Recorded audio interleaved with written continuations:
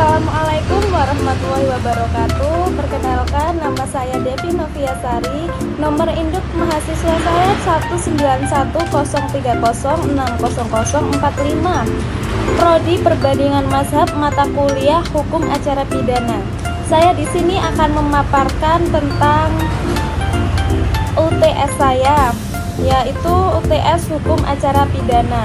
Di sini saya akan memaparkan tentang beberapa kasus yang akan saya muat dalam video ini. Kasus yang pertama adalah cara lapor proses pencurian di kepolisian. Nah, bagaimana itu cara lapor proses pencurian di kepolisian? Cara lapor proses pencurian di kepolisian ini ada beberapa cara. Di antaranya adalah A. Datang ke kantor kepolisian terdekat seperti Polres, Polsek, Polda, atau Mabes Polri. Hal ini termuat dalam pasal 4 ayat 1 Peraturan Pemerintah Nomor 23 Tahun 2007.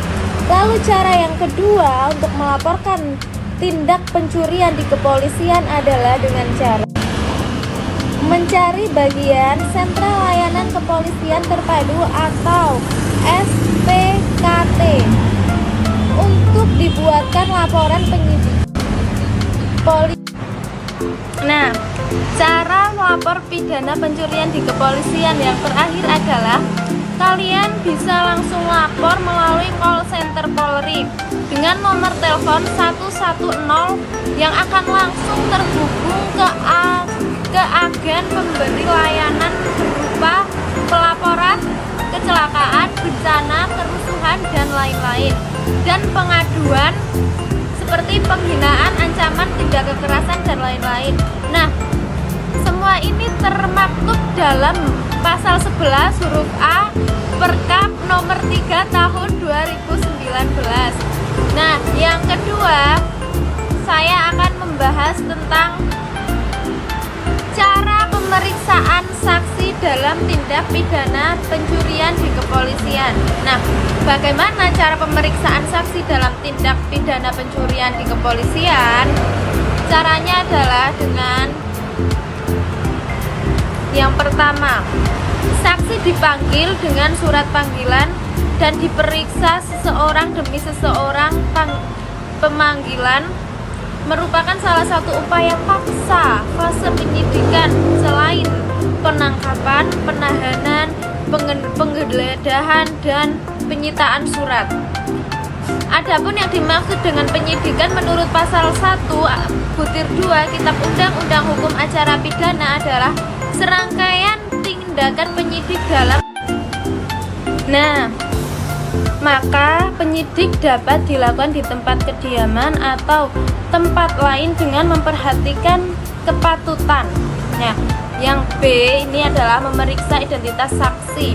Yang C adalah saksi wajib mengucapkan sumpah.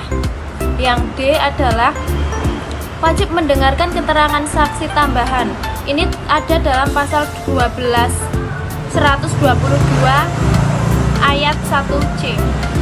Yang E atau terakhir adalah cara pemeriksaan saksi yang berhalangan sah, yaitu saksi meninggal dunia, saksi pindah tempat tinggal sehingga sulit untuk menghadapkannya ke kepolisian, atau saksi yang sedang menjalankan tugas negara, maka kesaksiannya dibacakan dari BAP. Ini termasuk dalam pasal 162 ayat 1. Nah, yang kedua ini poin B adalah keterangan yang harus diberikan saksi. Nah, apa saja keterangan yang harus diberikan saksi?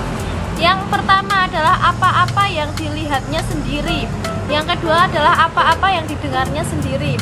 Yang ketiga adalah apa-apa yang dialaminya sendiri. Yang keempat adalah apa-apa yang dengan terang sumber dan alasan pengetahuan sehubungan dengan peristiwa dan keadaan yang dilihatnya, didengarnya, dan dialaminya. Yang poin C adalah saksi bebas memberikan keterangan. Nah, ini ada beberapa poin. Nah, poin yang pertama, yang A adalah tanpa. Yang B adalah suami atau istri terdakwa meskipun sudah bercerai. Yang C adalah orang yang karena pekerjaan, harta, martabat atau jabatannya diwajibkan menyimpan rahasia. Yang D, anak yang belum 15 tahun dan belum pernah menikah. Dan yang terakhir adalah orang yang baru sakit ingatan atau sakit jiwa. Nah, sekian pemaparan dari saya sebagai tugas UTS-nya. Saya ucapkan terima kasih.